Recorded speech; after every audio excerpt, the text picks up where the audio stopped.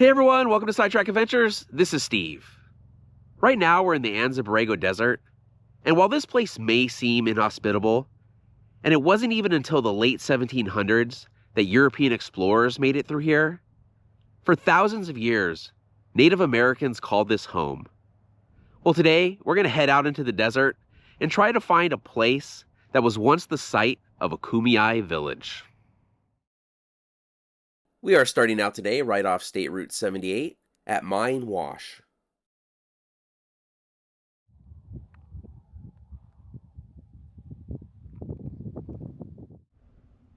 The plan is to head down this wash a couple of miles. We are pretty much near the center of Anza Borrego Desert State Park. This park is the largest state park in California and one of the largest in the country. To kind of give an idea of its size, it takes up about a fifth of San Diego County, and that's not including the part of the park that's in Imperial and Riverside counties. The park is named for Juan Bautista de Anza, the Spanish explorer who came through here in 1774, and the Borrego in the name comes from the Spanish word for sheep. The Anza expedition were the first Europeans to come through this area, excluding some possible Spanish army deserters a few years earlier. To put it in perspective how late it was that this area was reached by Europeans, by the time the Anza expedition came through here, on the other side of the continent, the Boston Tea Party had already taken place a year earlier.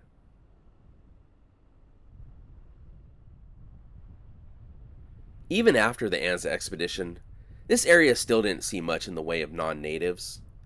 Early 19th century maps left it mostly blank, a mysterious, harsh land between the mountains and the Colorado River. The main reason this area stayed largely unexplored was the mountains to the west of here were notoriously difficult to cross, and after the early 1780s, the Quechan living on the Colorado River were openly hostile to outsiders and had driven the Spanish out. Aside from a few scattered expeditions, until the 1840s, very few outsiders passed through here.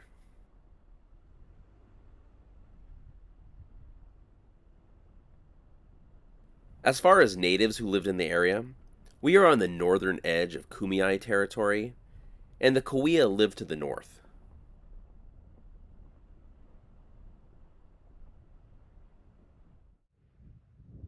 We've reached the village site, and it wasn't too bad of a drive to get out here. But let's head over and start checking it out. And it's foot traffic only from here. There is always a reluctance to share the locations of some native sites, but this site has been well researched and is listed on park maps and Google Maps, so I don't think I'm giving any secrets away here. And the park has even put up this informational kiosk. But there are a number of other native sites around here that are not marked on the maps. Had we come here 300 years ago, we'd be looking at a Kummeyay winter village.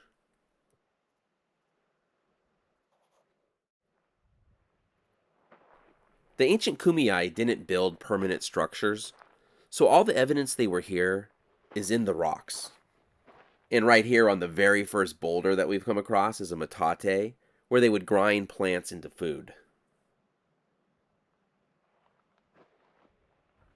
I imagine these rocks were once covered in pictographs, but with the harsh conditions here and the centuries that have passed, I doubt we'll see any in this area. And this boulder is also covered in metates as well. Think of how many years of grinding it took to make these. There are a few places in the park where you can still see pictographs, but they're mostly in well-sheltered areas. I did buy this app a while back that's supposed to help show them, so we'll take a closer look at a few of these boulders to see if we can make anything out, but I'm skeptical that we'll see anything.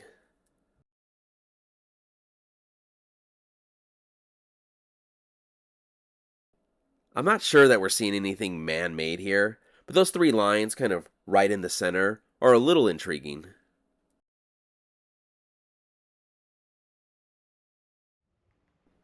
As we look around, I'll use the app on some areas that are more sheltered to give us a better chance at seeing some possible pictographs, but I don't have high hopes for it. We'll have to look around and see what else we can find here.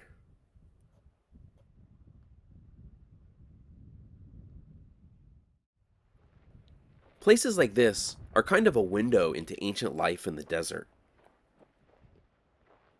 I try and add as much historical context as I can when we visit a place, but when I think about the pre-contact history of the Southwest, it's kind of like a book where the last few pages are there, so you know how it ends, but the rest of the book is just fragments and pieces of pages. So much is still unknown. It's like if you tried to read Harry Potter with most of the book missing.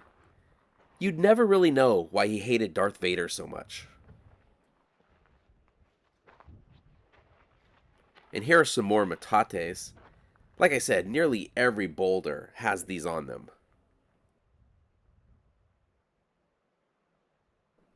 So archaeologists have found evidence of a prehistoric village here that was occupied not once, but twice.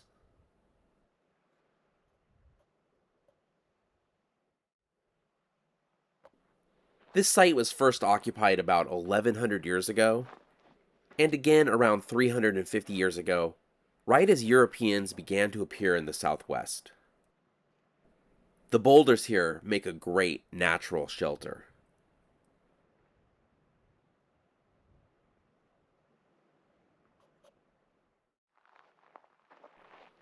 I've been looking around to see if I see any pottery or anything else that seems kind of out of place.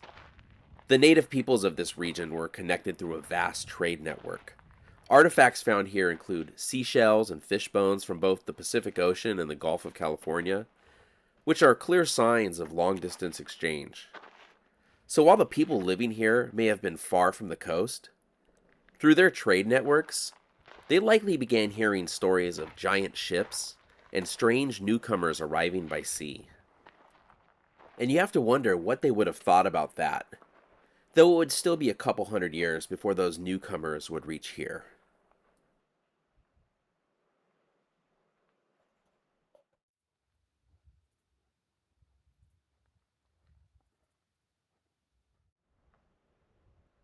Based on how many grinding stones are here, it seems like this place would have had a decent population.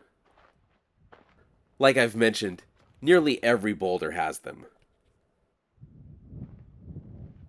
The Kummeyay would have harvested cacti, grasses, yucca, and most important of all, agave.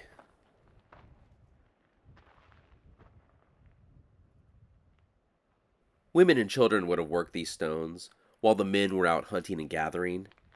And the biggest game in the area are mule deer and the desert bighorn sheep, for which the park is partially named for. But this place had pretty much everything the Kummeyay needed for a winter village site.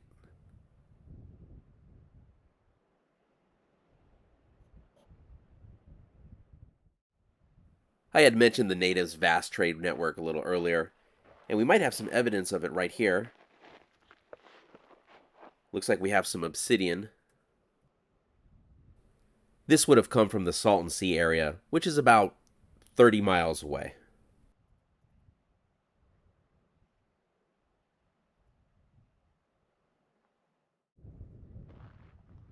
It looks like over on this boulder we have some morteros. And the difference between a mortero and a metate is a metate is used for grinding in a back and forth motion, while morteros are usually deeper and are for crushing in an up and down. And it looks like an animal used one of these morteros as a restroom, so I don't want to focus on that. But yeah, morteros are deeper and they're more for pounding and crushing, while metates are for grinding in a back and forth rolling motion. With the morteros being deeper, it helps contain the item that's being crushed. And it looks like there are some smoke marks on these rocks, so this may have been a cooking area, or the fires were just used to keep them warm. This village site is pretty big. It's supposed to be about 8.5 acres in size. So we'll just walk around and see if there's anything else to see. Along with this site, something like 54 related sites have been found in the area. So when you think of the desert, you really don't think of it being filled with people. But at least in the wintertime, this place wasn't empty.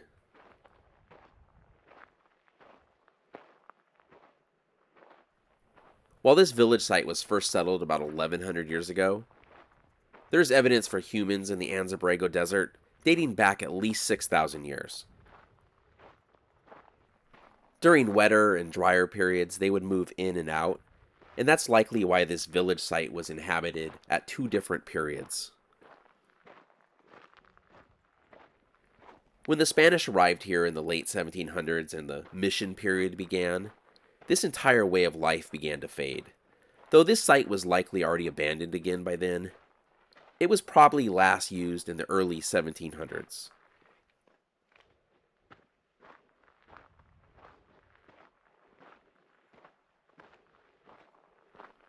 It looks like another spot over here that would make a decent shelter.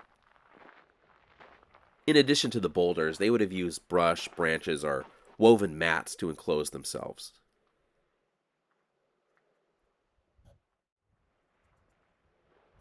Once we get up into the boulders more, there are quite a few places that would make decent shelters.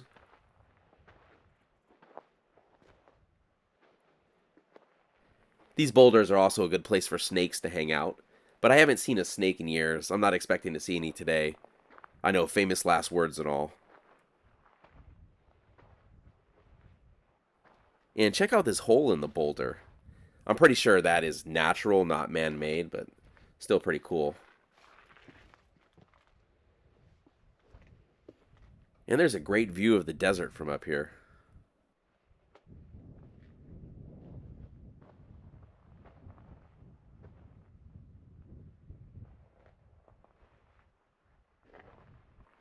And here's a prime shelter location.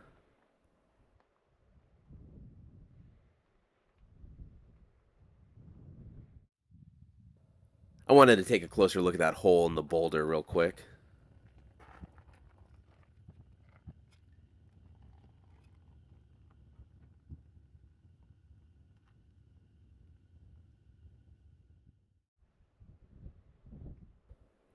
This boulder had a piece break off, but it almost looks like something burned right here. Maybe some fire got into the crack and helped break this piece off.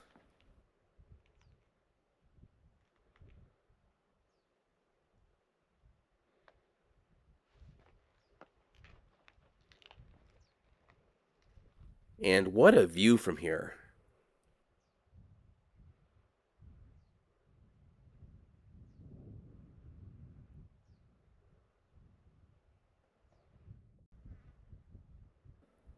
So while in the winter and spring, the Kummeyay would live here among the boulders. Once it started getting towards summer, they would head back up into the mountains.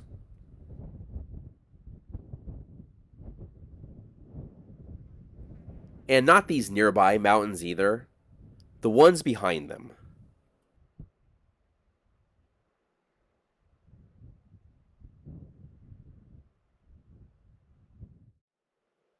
I just noticed down below me there's a stone that has some straight lines on it. It looks like it might have been used for sharpening.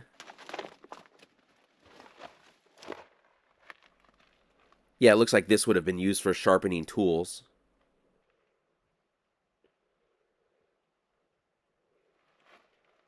They're a little bit harder to see, but it looks like this boulder has a few cuts on it as well.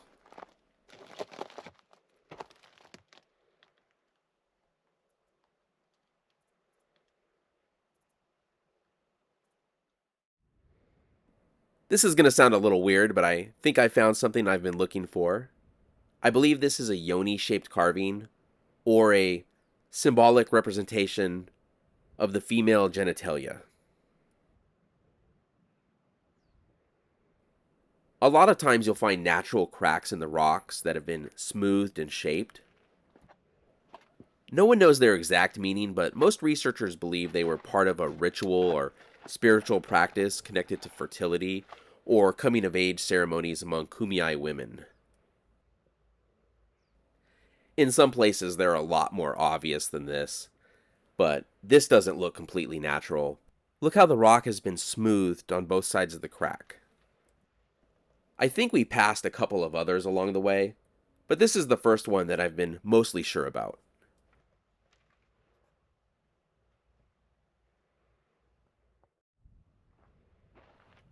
Here's another stone that looks like it's been used to sharpen tools.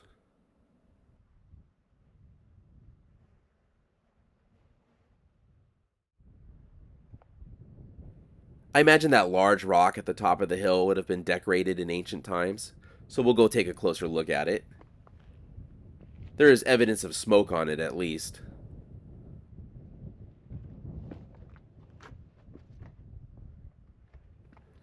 We just have to get over there without falling. So there's definitely evidence of smoke at the bottom of the rock. We'll take a look under it, too.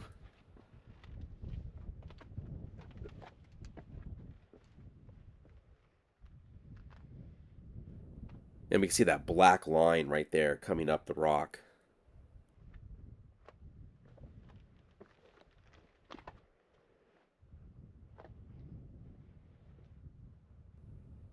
I don't really see anything now, but let's use that app on this and see what there is to see. If it was decorated at some point, I don't think we can make out anything now.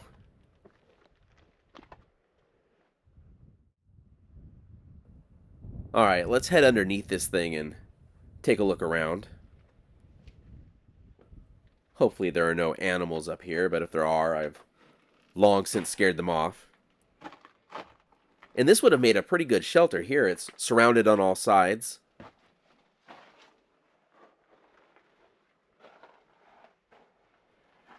The back door, I guess. And there's evidence of smoke on this boulder. And I'll use that petroglyph app on this one as well. I don't think we'll see anything, but might as well get our money's worth.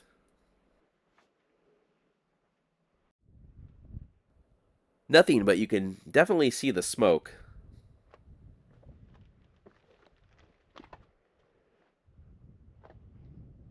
I thought this spot looked promising, but if there ever was anything here, it's long gone now.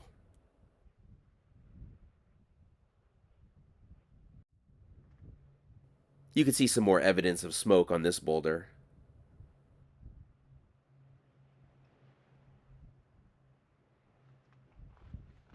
And then right behind it is this large top boulder where you have this line of smoke residue coming straight up.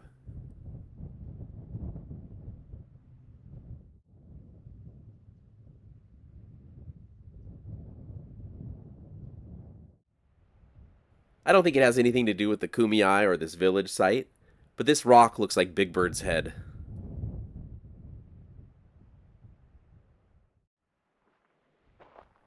If you're wondering where they would have gotten water for the village, if we walk right over this way, you can see there's more vegetation and some different trees.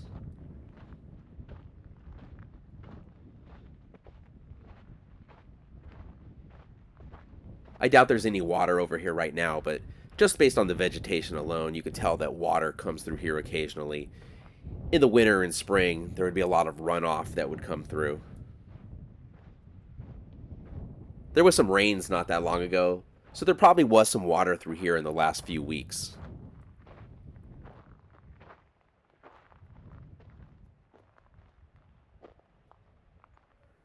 I have to watch out for this cholla cactus. I do not want to get that stuck on me. So seasonally water would come through here, and pools of it could last for days or weeks. Additionally, the Kummeyay would dig shallow wells or depressions to reach moisture.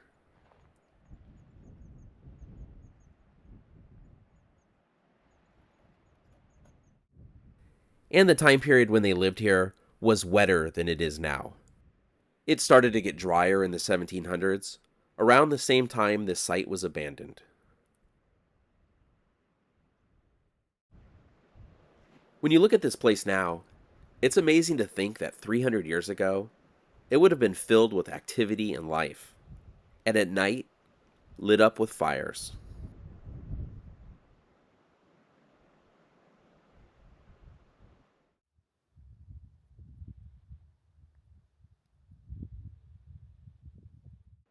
So that's our look at this ancient Kummeyay village site in the Anza Borrego Desert. Thank you so much for watching. If you enjoyed the video, please give it a thumbs up, consider subscribing, and we'll see you next week.